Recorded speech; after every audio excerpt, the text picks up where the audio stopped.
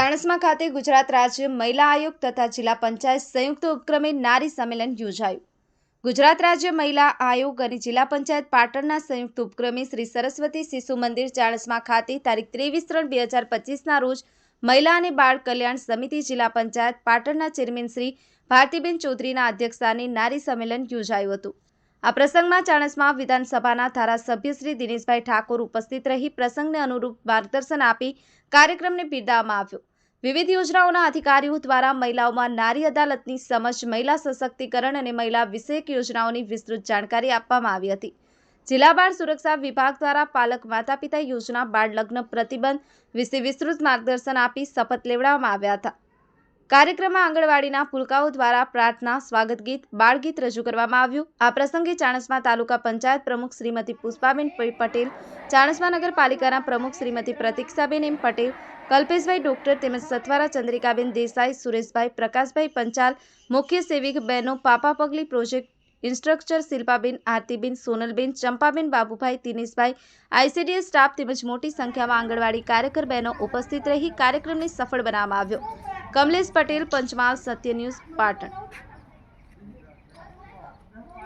નારી સંમેલનમાં પધારેલા, સ્ટેજ ઉપર બેઠેલા બેનશ્રી, આરોગ્ય સાહેબશ્રી, શિક્ષણ વિભાગમાંથી પધારેલા સાહેબો, તમામ અધિકારીશ્રીઓ, સીડીપીઓ બેન, અમારા કાર્યકર બહેનો, દીકરીઓ અને પત્રકાર મિત્રોને બધાને મારા ખૂબ ખૂબ નમસ્કાર।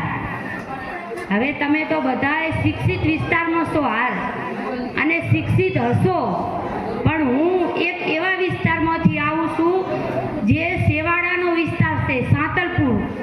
ત્યાં હાલે પણ લોકોમાં એવો વિચાર, એવી ભાવના હોય છે કે દીકરીને જેટલા ગામમાં ધોરણ હોય એટલી જ ભણાવવાની, બાકી દીકરી ગમે એટલી હોશિયાર હોય તોય તેને ભણવા નહીં મૂકવાના, તેના સપના બધા રોરાઈ જાય છે।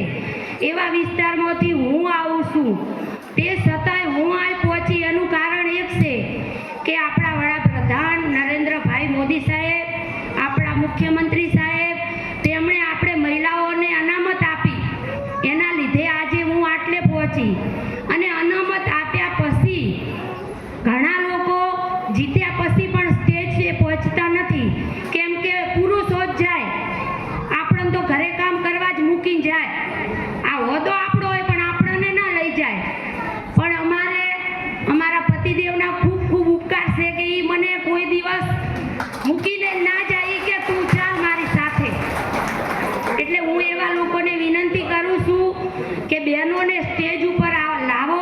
આપણા મોદી સાહેબે મહિલાઓ માટે કેટલી યોજનાઓ આપી છે, દીકરીઓ માટે, તેમણે મહિલાઓ માટે રાત દિવસ મહેનત કરી અને કેટલી પ્રગતિશીલ પગભર બનાવી છે।